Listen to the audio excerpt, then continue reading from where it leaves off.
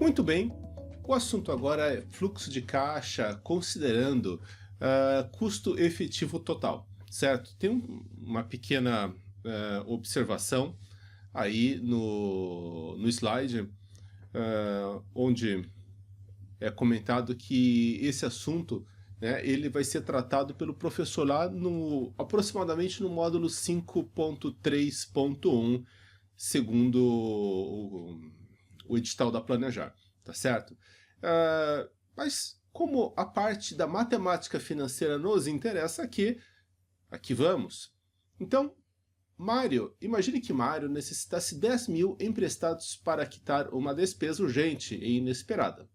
Seu gerente de conta oferece o empréstimo a uma atrativa taxa de 1% ao mês, devido ao bom relacionamento de Mário com o banco, para ser pago em 12 meses. Contudo, há os seguintes encargos: IOF de 550, tarifas bancárias de 130, seguros de 320. Determine o CET, custo efetivo total. Para a gente de São Paulo, CET é algo traumatizante. É a companhia de engenharia de tráfego. Os amarelinhos, aqueles que multam mesmo sem ter razão. Comentários à parte. Muito bem, então, gente, quando a gente tem um empréstimo, né, até então, por exemplo, a gente sacava 10 mil, e aí a gente ia pagar em 12 prestações a 1% ao mês. Ok, perfeito.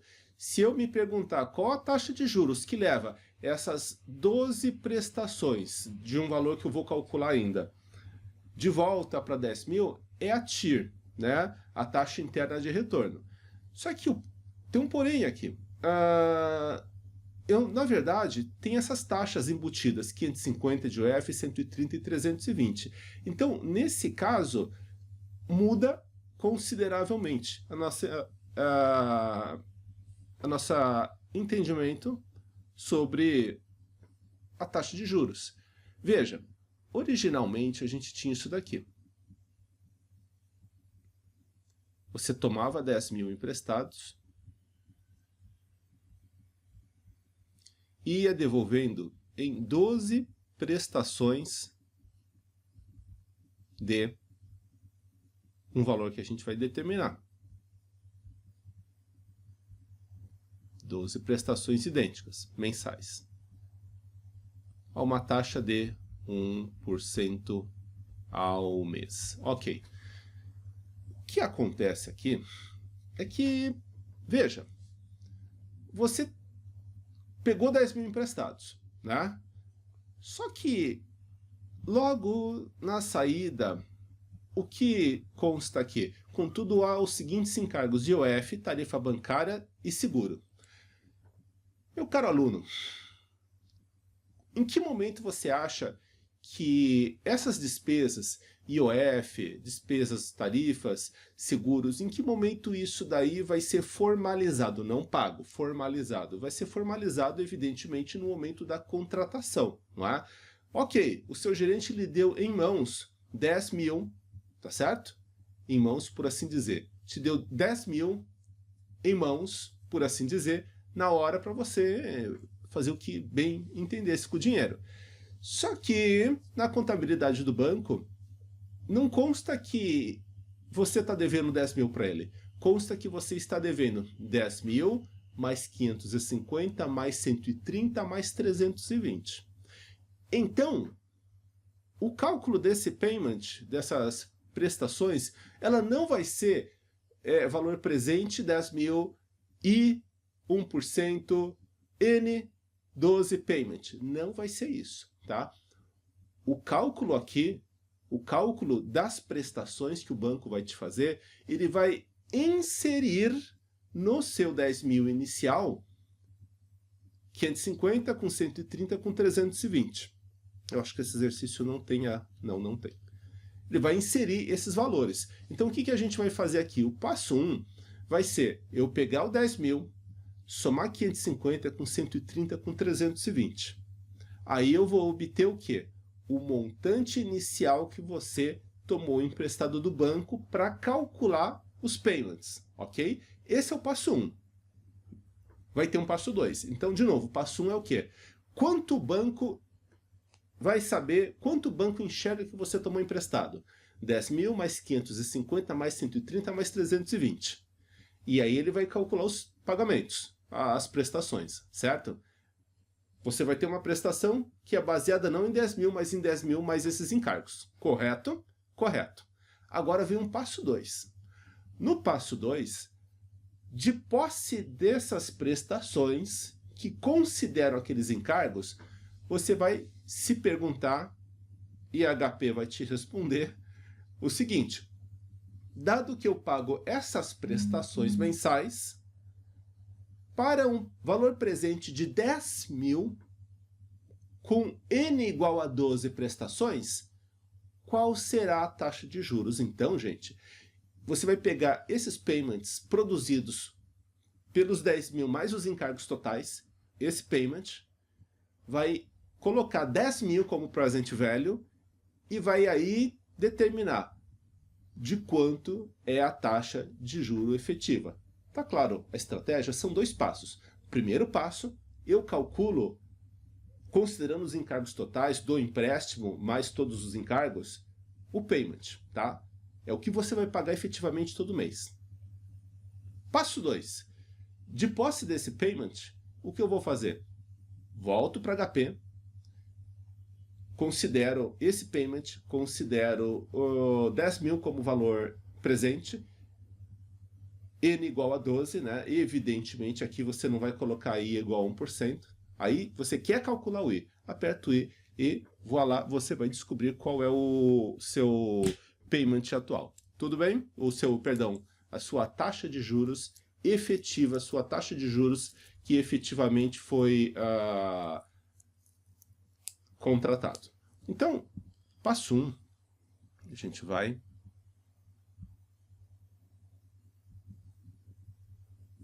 passo 1.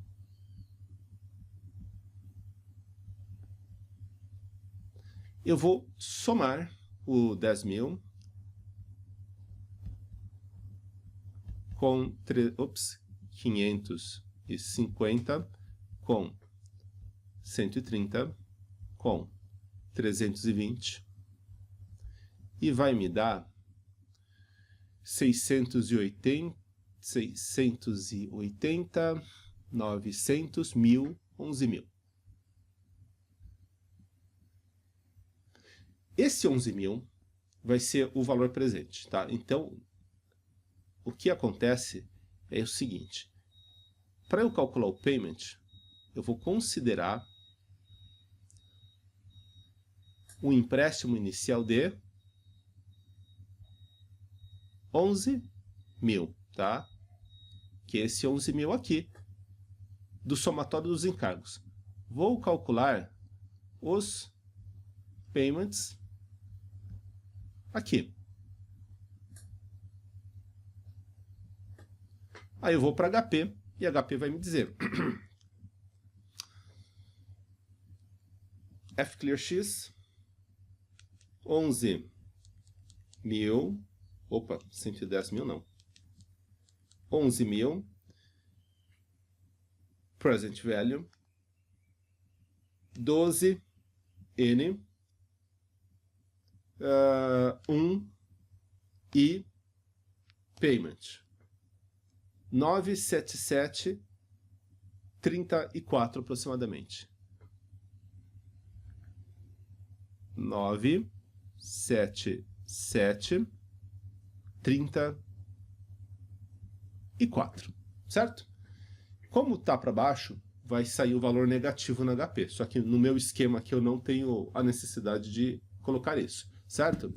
Então, gente, você vai pagar, o Mário vai pagar, melhor dizendo, 12 prestações de 977,34. Então, essas prestações, elas foram calculadas segundo essa taxa de 1% ao mês, só que não sobre 10 mil, mas sim sobre 11 mil, tá certo? Então, passo 1, calcular os payments. Ok, obtive os payments. Passo 2.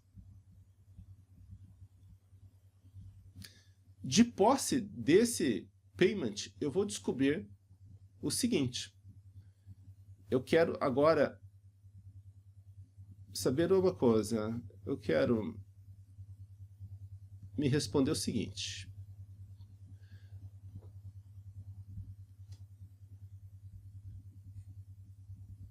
Dado que eu tenho esses pagamentos de 977,34 em número de 12, considerando esse daqui, então, ó, o passo 1, o banco calcula, né, e determina essa prestação para você pagar, certo? O que o banco enxerga que você tomou emprestado? 11 mil e não 10 mil. Do seu ponto de vista, do Mário, melhor dizendo, ele pagou todo mês 12 vezes 977,34. Só que do ponto de vista do Mário, ele não tomou emprestado 11 mil, ele tomou emprestado 10 mil. Então aqui a gente vai ter condição de determinar de quanto é a taxa de juros efetiva, tá certo? Que é o que eu quero descobrir. Então a gente vai lá para HP, eu tenho já na tela aqui o valor do payment, né? Menos 977,34.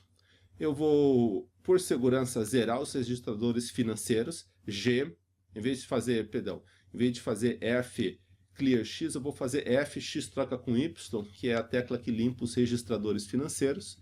Então, tenho menos 977. Aperto o payment para contar que ele é o payment. N igual a 12.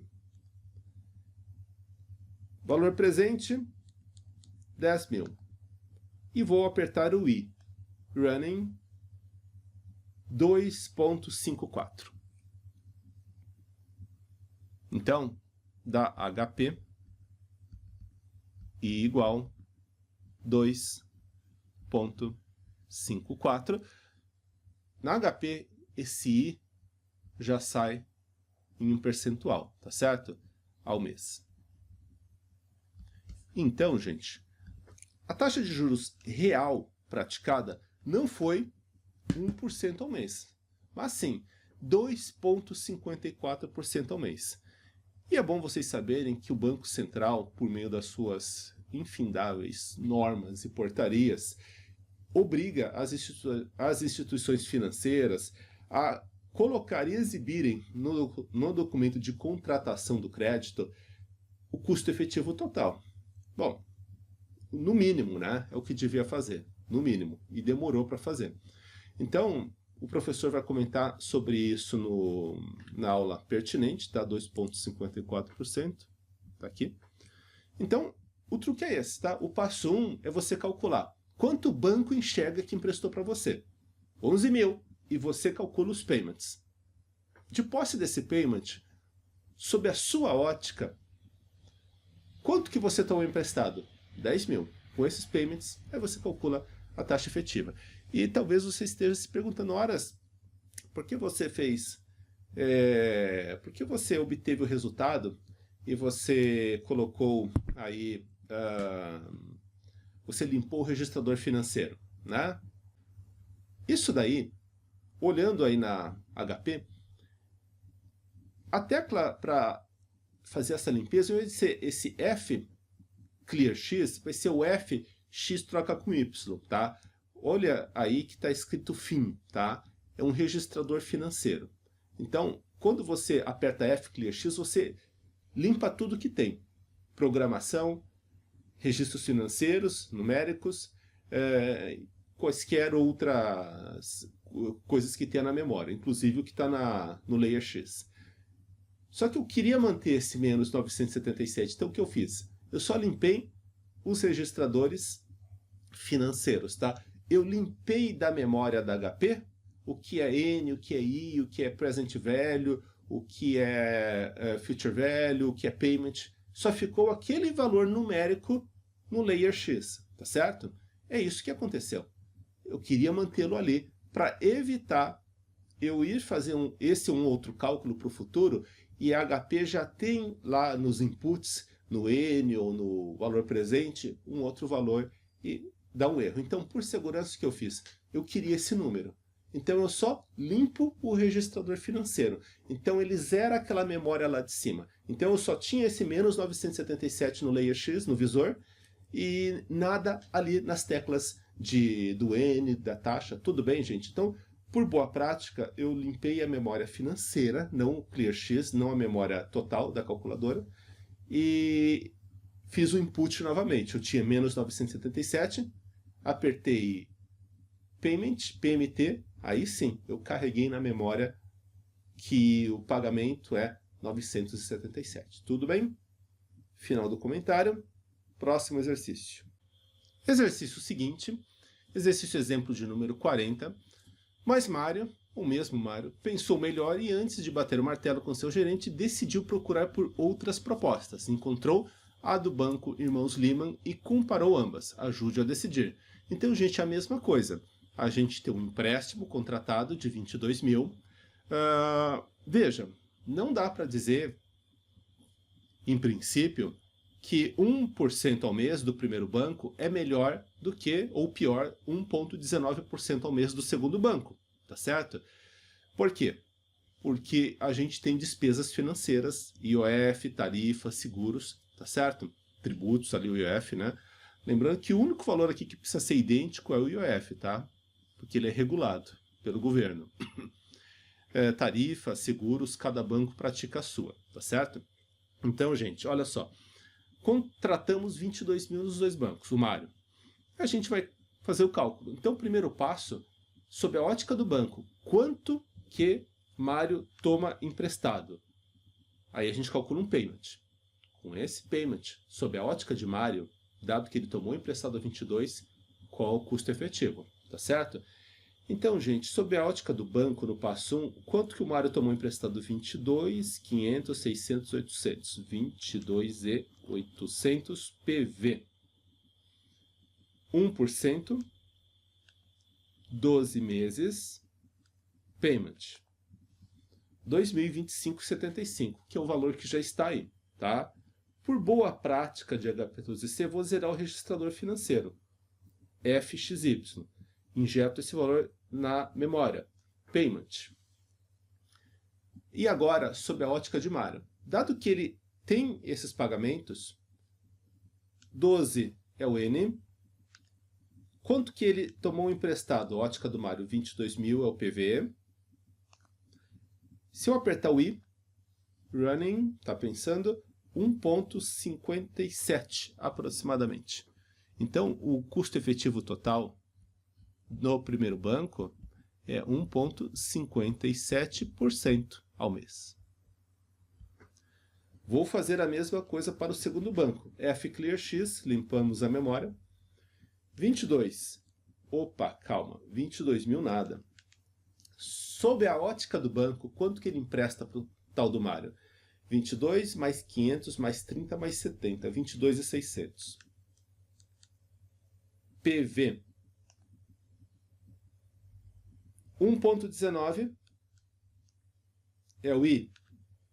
24 é o N. Payment. 1.088,08, que é o valor que já estava aí, tá?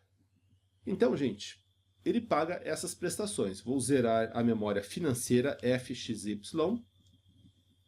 Payment.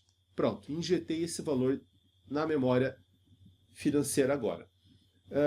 Então, agora, sob a ótica de Mário, dado que ele paga esses 1.088,08, quantas prestações? 24, N. Sob a ótica de Mário, quanto que ele toma emprestado? 22 mil. 22 mil PV. E agora, apertando o I, running, ela está pensando, vamos obter 1,419, 1,42 aproximadamente. Então, o custo efetivo total